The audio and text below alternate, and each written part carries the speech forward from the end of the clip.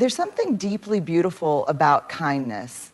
It connects us, it heals, but when kindness morphs into a mask, when nice becomes a prison, we lose ourselves.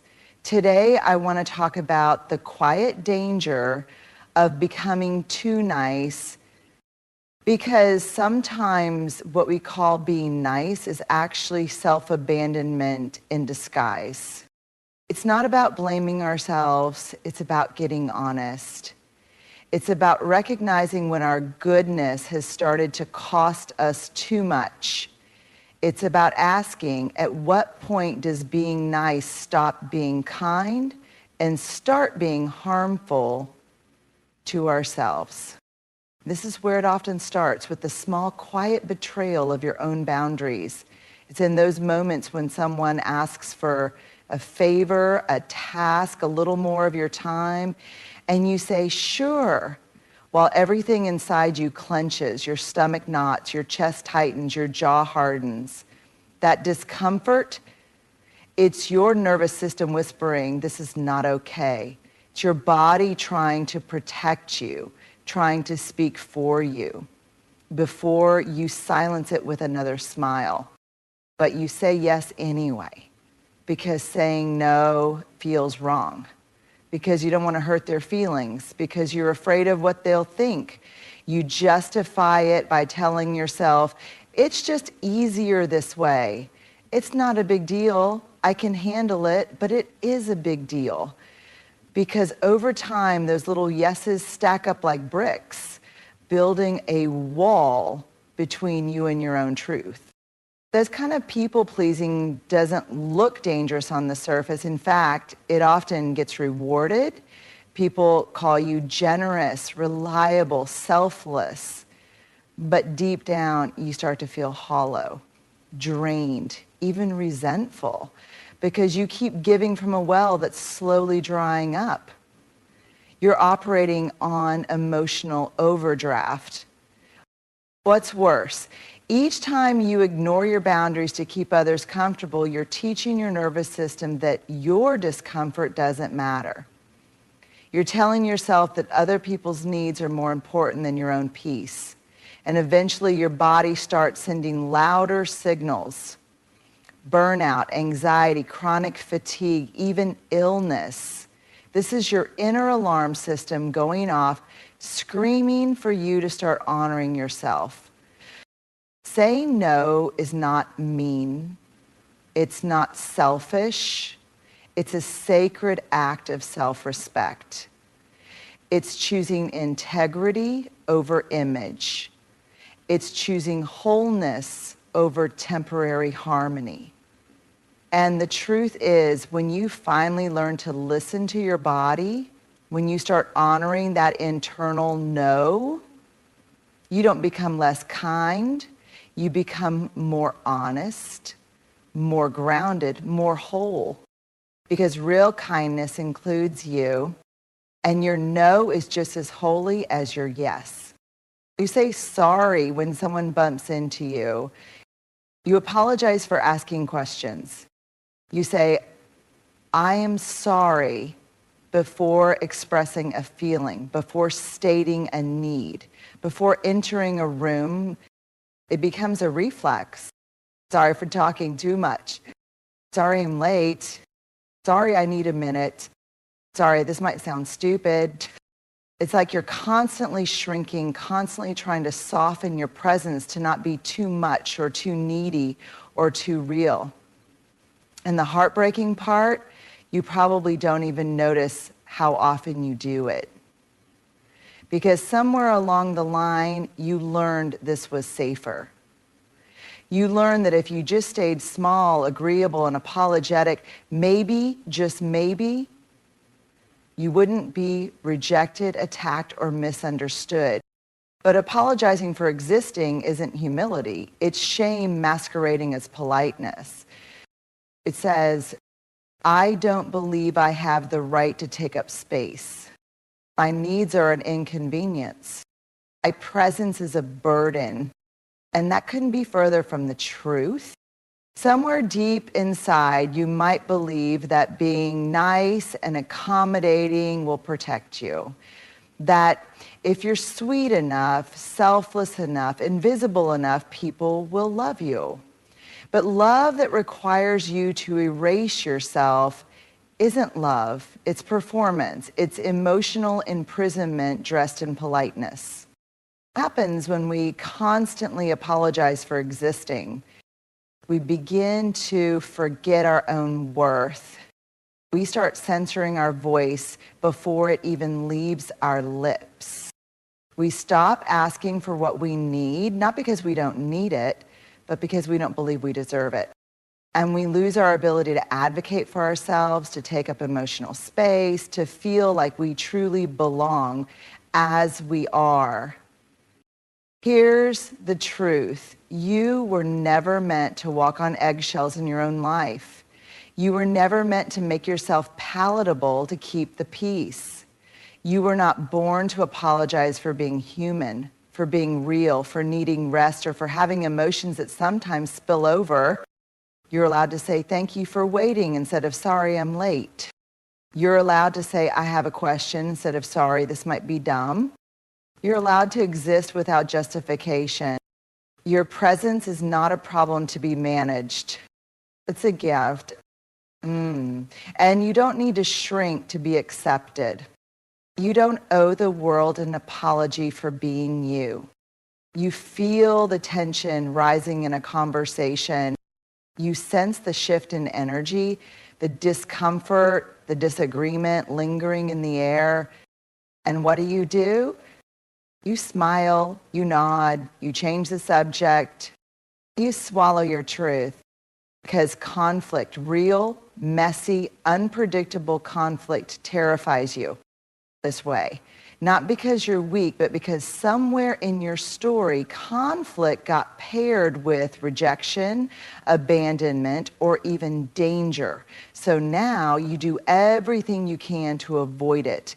You make yourself small, you say what they want to hear, you let the other person win, you convince yourself it's not worth the fight.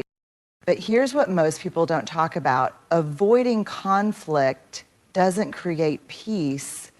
It creates inner war. Every time you silence yourself to avoid discomfort, you chip away at your sense of self. You build resentment inside while pretending everything is fine on the outside. You wear the mask of calm while your spirit is screaming, this isn't okay. This is not compassion. This is not maturity. This is survival. When you consistently avoid conflict, what you're really avoiding is the risk of being misunderstood, the risk of being disliked, the risk of being real. And so you choose false harmony over honest connection. You end up surrounded by people who don't actually know you because you've never given them the chance to. Here's the truth. Conflict is not inherently bad. Conflict is a bridge to understanding. It's where growth happens. It's where you say, this matters to me, and invite someone into your world. Yes, some people won't handle your truth well. Yes, some relationships might shift or fall away when you stop being agreeable and start being authentic. But would you rather be chronically exhausted from pretending or empowered from standing in your truth? Avoiding conflict might keep things quiet, but it won't keep them healthy. It won't build trust or intimacy or respect. It just builds distance between you and others, and worse, between you and yourself. Speaking your truth might ruffle feathers. It might cause tension, but it also causes healing. It brings clarity. It filters out what isn't aligned, and it tells the world, I matter too. So speak up, not with rage, not with cruelty, but with clarity, courage, and care.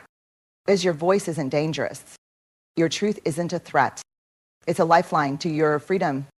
You walk into a room and instantly, almost automatically, you scan for the emotional temperature. Who's upset? Who seems off? And before anyone even says a word, you start adjusting. You smile more. You soften your tone. You overextend.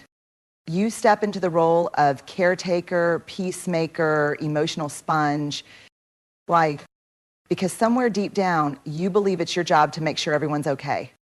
It may have started early in life. Maybe you had to manage someone else's moods to feel safe or loved. Maybe you were praised for being the good one, the one who never caused problems, the one who kept the peace. So now, as an adult, you equate emotional control with connection. You believe that if someone around you is upset, it must be your fault or your responsibility to fix. But here's what's rarely said. Being emotionally tuned in is a gift, but carrying what doesn't belong to you is a heavy burden. You end up sacrificing your own peace to preserve someone else's comfort. You absorb stress, anger, sadness that isn't yours. You tiptoe around people's triggers. You silence your own feelings to avoid upsetting someone. You feel guilt when people are unhappy, even when it has nothing to do with you.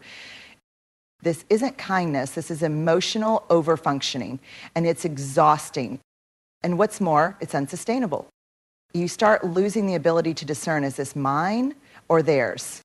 You start shaping yourself to keep others calm. And in doing so, you start disappearing from your own life. Here's a truth that might feel radical. You are not responsible for other people's feelings. You are responsible for your behavior, your integrity, your words. But you are not responsible for managing someone else's emotional reality. You can be present without being consumed. You can care without caretaking.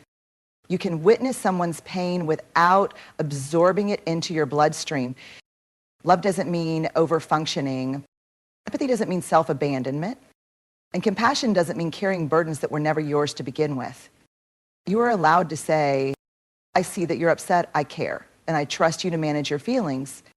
You are allowed to set emotional boundaries, not out of coldness, but out of self-respect. You don't need to rescue everyone. You don't need to fix what was never yours. And you don't need to earn love by sacrificing your own emotional safety. The most courageous thing you can do is let people feel what they feel while staying grounded in your own truth, because your peace matters too. And you were never meant to carry the weight of the world on your shoulders. You're the giver, the helper, the one who shows up, checks in, sacrifices, stays late, holds space, and says, I've got it. You are the emotional support beam in so many people's lives. And yet, when the roles reverse, when someone tries to support you, you freeze. Maybe you change the subject. Maybe you brush off compliments. Maybe you feel uncomfortable when someone offers to pay, to help, to listen, to simply be there. And you think to yourself, they don't need to do that for me. I don't want to be a burden. I'll figure it out on my own. I'm fine. Always. I'm fine.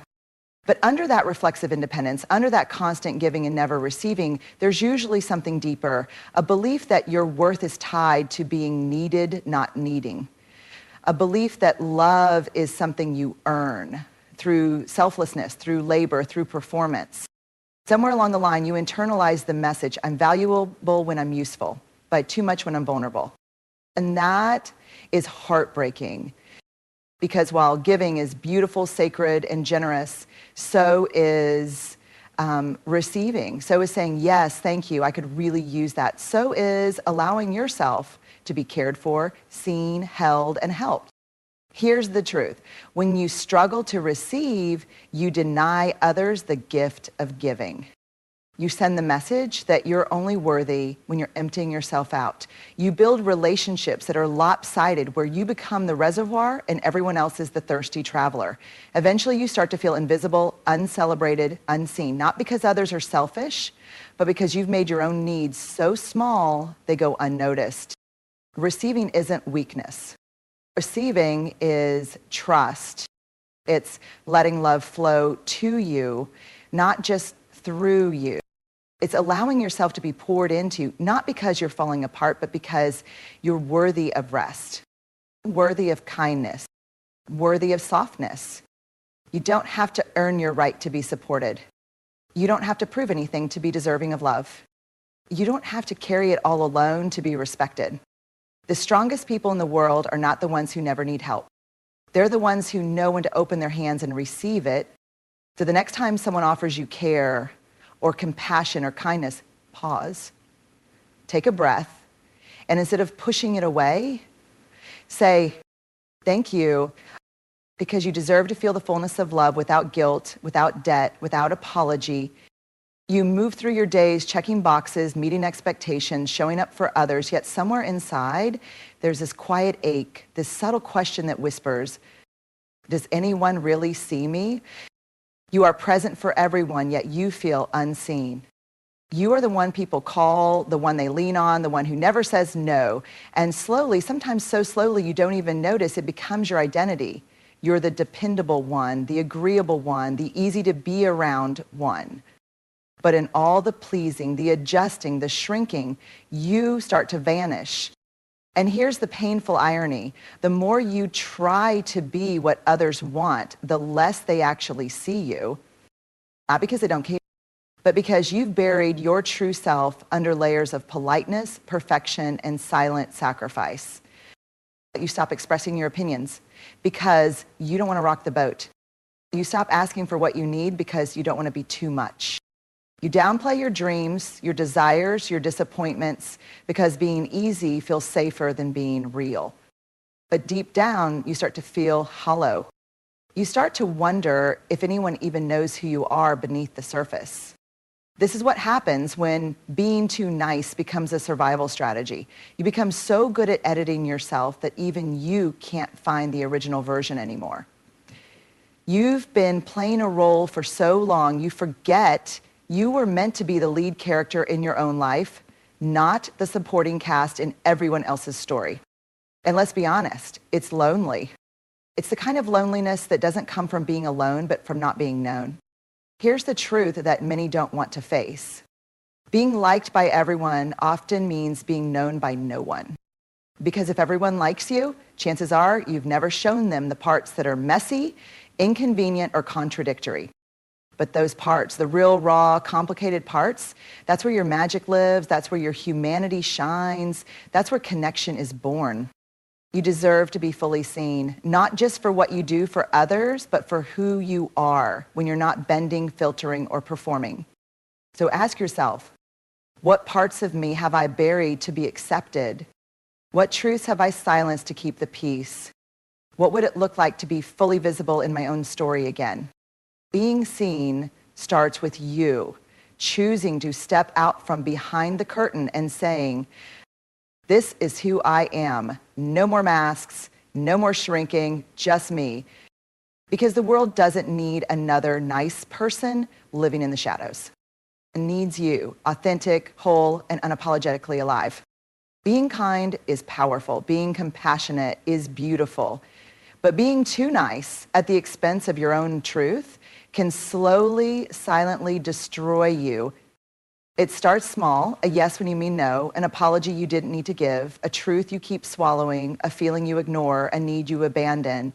And over time, your life begins to feel like it's no longer yours. You're there but fading. You were never meant to be everything for everyone. You were meant to be fully yourself. This isn't about becoming cold, harsh, or selfish. It's about reclaiming your wholeness. It's about recognizing that true kindness includes self-respect. True generosity includes boundaries. And true connection begins when you stop editing yourself to be liked and start honoring yourself to be known. You are not a machine of service. You are not a peacekeeper at the cost of your own peace. You are not lovable because you're easy to deal with. You are lovable because you're real. So let this be your gentle permission to stop over-functioning, to stop apologizing for your existence, to stop hiding in plain sight. It's time to step back into your own life, fully visible, deeply honest, beautifully whole, because you were never too much, and you were never not enough. You were just never meant to disappear to make others comfortable. Take up space, speak your truth, let yourself be seen. That's not rebellion, it's healing. That's not rude, it's sacred.